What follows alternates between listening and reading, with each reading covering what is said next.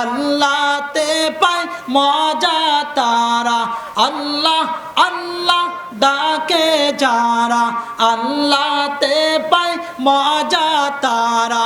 আল্লাহ নামের জিকির করে হৃদয় করো ও জালা, আল্লাহ আল্লাহ আল্লাহ আল্লাহ আল্লাহ আল্লাহ লা ইলাহা ইল্লাল্লাহু মুহাম্মাদুর রাসূলুল্লাহ। সকলেই মুহাব্বত করি সাল্লাল্লাহু আলাইহি ওয়াসাল্লাম। আপনাদের সামনে পবিত্র কালাম আল্লাহ থেকে যে আয়াতটি তিলাওয়াত করেছে এই বিষয়ে আপনাদের সামনে কথা বলবো। আমার প্রাণের বন্ধুগণ, আল্লাহ পাক রব্বুল আলামিন বলেন, ইল্লা মান তাবা ওয়া আমানা ওয়া আমিলা আমালান সলিহা ফাউলাইকা ইউবাদদিলুল্লাহু সাইয়্যাতিহিম হাসানাত। আল্লাহ পাক রব্বুল আলামিন দুনিয়ার মানুষকে, আসমানের মালিক আমার আল্লাহ এই দুনিয়ার জমিনে পাঠাইছেন কার ইবাদত করার জন্য? সকলেই বলেন কার ইবাদত? আল্লাহ তাআলা বলেন, ওয়া মা খালাকতুল জিন্না ওয়াল ইনসা ইল্লা লিয়াবুদুন,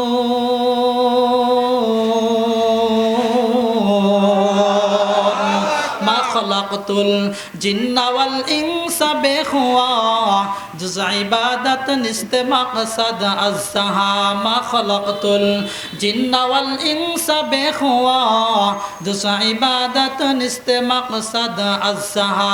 জোরে কোন মারহাবা। আসমানের মালিক আমার আল্লাহ। এক সময় এই পৃথিবীতে আমি আপনা কিন্তু ছিলাম না ভাই। আবার এমন হবে দুদিন পরে একদিন পরে আমাদের দুনিয়া থেকে চলে যাইতে হবে, ঠিক না? পৃথিবীর মানুষ ইতিহাস তাকাইয়া দেখেন কত রাজা বাদশাহ ছিল, তারা কিন্তু দুনিয়ায় নাই। সকলেই কিন্তু দুনিয়া থেকে চলে গেছে।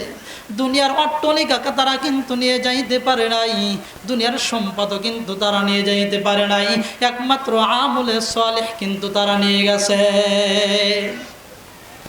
পয়গম্বর মুসা আলাইহিস সালাতু ওয়াস সালামের জামানার একটা কথা, পয়গম্বর মুসা আলাইহিস সালাতু ওয়াস সালামের জামানায় এমন একজন ব্যক্তি ছিল, গুনার কাজ করত, এমন গুনাহ করত, লাশ পর্যায়ে আল্লাহর কাছে মাপ চাইয়া আল্লাহর ওলি হিসাবে দুনিয়া থেকে বিদায় নিয়েছিল। পয়গম্বর মুসা আলাইহিস সালাতু ওয়াস সালামের জামানায় একজন পাপী বান্দা, এমন পাপী ছিল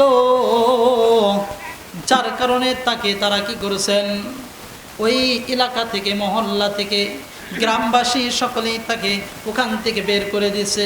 বলছে, ও তুমি বড় পাপী, তোমাকে আমাদের সমাজে রাখবো না, তুমি বড় গুনাহগার, তুমি এমন গুনাহ করো, এমন খারাপ কাজ করো, তোমাকে আমাদের এখানে জায়গা দেওয়া যাবে না।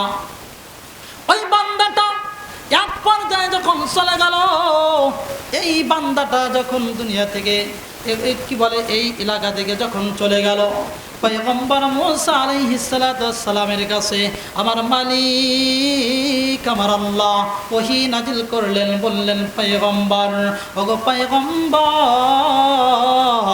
অমুক জায়গায় আমার একটা বান্দা আছে, সে এমন গুনাহ করেছিল কিন্তু আমি আল্লাহ তাআলা তাকে মাফ করে দিয়েছি। তুমি ওখানে গিয়ে নিজ হাতে গোসল করাইবা, নিজ হাতে দাফন দিবা, আর ঘোষণা এলাকার ভিতরে করে দিবা, এই বান্দাটার জানাজা নামাজে শরীক হয়ে যাবে। আমি আল্লাহ তাআলা আমার এই বান্দার ওসিলায়, এই বান্দার তওবার খাতিরে ওই জানাজায় অংশগ্রহণ করনেওয়ালাদেরও গুনাহ মাফ করে দেবা।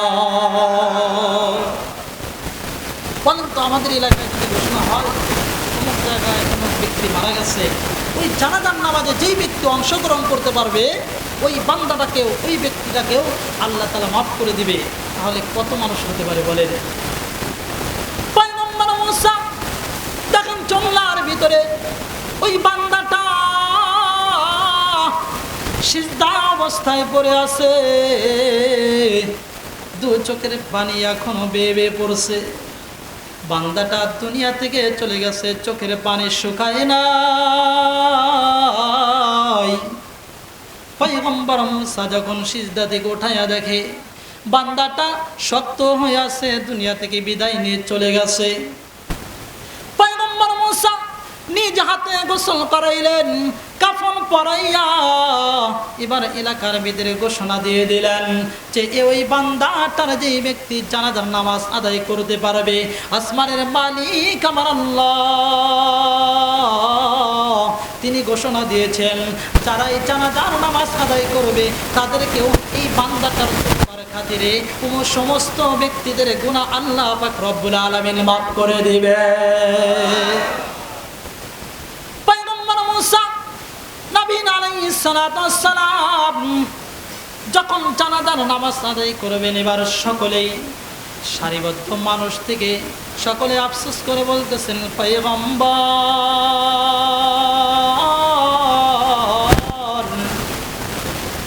এই ব্যক্তিটাকে আমরা একটু দেখতে চাই, এই বান্দাটার এই ব্যক্তিটার চেহারাটা একটু আমরা দেখতে চাই।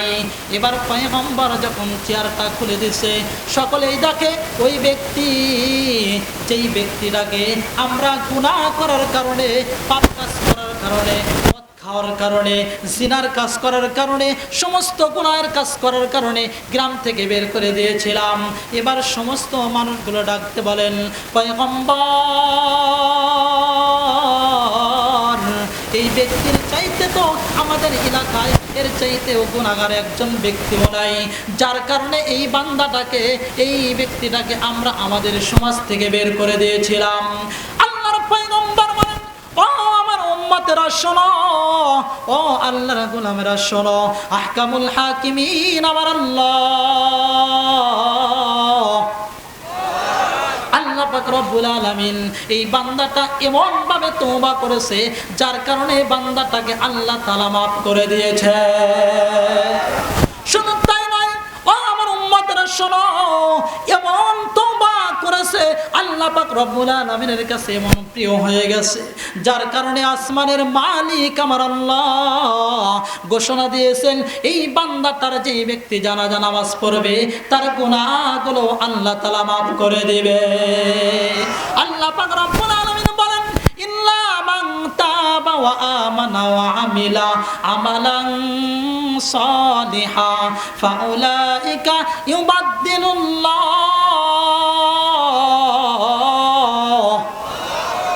সাইয়্যাতিহিম হাসানাত ওয়া কানা আল্লাহু গফুরুর রহিমা।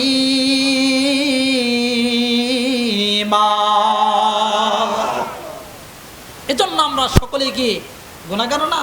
আমরা গুনাহগার এবং তওবা করতে হবে, আমলে সালিহ করতে হবে। আল্লাহ পাক রব্বুল আলামিন আমাদেরকেও যেন এরকম মাফ করে দেয়, কারণ দুনিয়াতে এক সময় আসি আবার চলে যাব। ভাই দুনিয়াতে থাকার জায়গা নয়।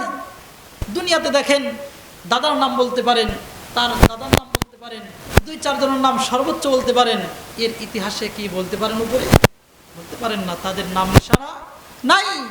কিন্তু আমলে সালেহ যদি করেন, আল্লাহ পাক রব্বুল আলামিন যদি মাফ করে, তাহলে আমাদের ভাগ্যটাও খুলে গেল, আমাদের ভাগ্যটা ভালো হয়ে গেল। কিন্তু আমরা আল্লাহর কাছে মাফ চাইতেও রাজি নয়। আল্লাহ পাক রব্বুল আলামিন বান্দাদেরকে কত ভালোবাসেন, ডাকতে বলেন, ইয়া ইবাদিয়াল্লাযীনা আসরাফু আলা আনফুসিহিম লা তাকনাতু মির রাহমাতিল্লাহ।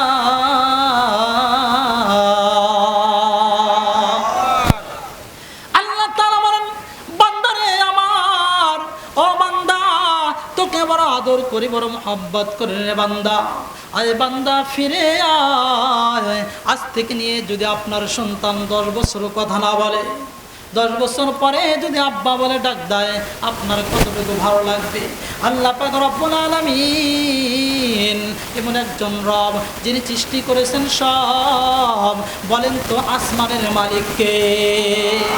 এই যে জমিনে বসে আছি, বলেন তো এই জমিনের মালিক কে? একটা জমানো বন্ধ রাখবেন না, বলেন কে? দুনিয়াতে আমার মতো আপনার মতো কত মানুষ মানুষ আছে যাদেরকে আল্লাহ তাআলা জবান দেয় নাই, ঠিক না? আজ থেকে নিয়ে প্রায় অনেক বছর আগে 2005 সালে সম্ভবত হবে, ঢাকা পল্টন ময়দানে আমি গিয়েছিলাম। বাংলাদেশের একটা অনুষ্ঠান ছিল, সেটা হলো প্রতিবন্ধীদের অনুষ্ঠান। 2005 সালে সম্ভবত হবে, আমি ছোট ছিলাম। আরে ওই দিন দেখেছিলাম এই বাংলাদেশে আল্লাহ তাআলা কত প্রকার মানুষ বানাইছেন। কারো হাত নাই, কারো পা নাই। ঢাকা শহরে দেখবেন নামাজ শেষেই মানুষগুলো, কত মানুষ, কত ধরনের মানুষ, চোখ নাই, পা নাই, হাত নাই, তারা বসে আছে। আমাদেরকেও তো আল্লাহ এরকম করে দিতে পারতো না? এই যে আমাদেরকে জবান দিছে, আজকে আমরা জবানের কদর বুঝি না। জবান দিয়ে আজকে আমরা কি করি না? আল্লাহর প্রশংসা করি না। অথচ এই জবানের মালিকটাকে আল্লাহ। বন্ধু ছিলাম, বন্ধু মুসলমান, আল্লাহ পাক রব্বুল আলামিন আবার আল্লাহ বান্দাদেরকে কত ভালোবাসে। একটা বান্দাকে আল্লাহ তাআলা জাহান্নামে দেওয়ার জন্য বানায় নাই।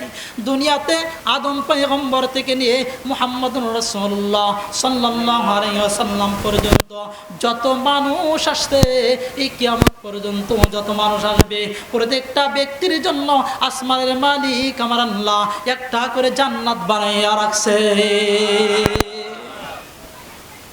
কাফের যদি আল্লাহ পাক রব্বুল আলামিনের কাছে মাপ চায়, আসমানের মালিক ওই বান্দাটাকেও মাফ করে দেয়। একটা কাফের সারা জীবন যদি গুনাহ করে থাকে, শেষ পর্যায়ে যদি মাপ চায়, আসমানের মালিক আমার আল্লাহ মাফ করে দেয়। শুধু তাই নয় রে মুসলমান, আল্লাহ তাআলা বলেন ফাউলাইকা ইবাদদিনুল্লাহ,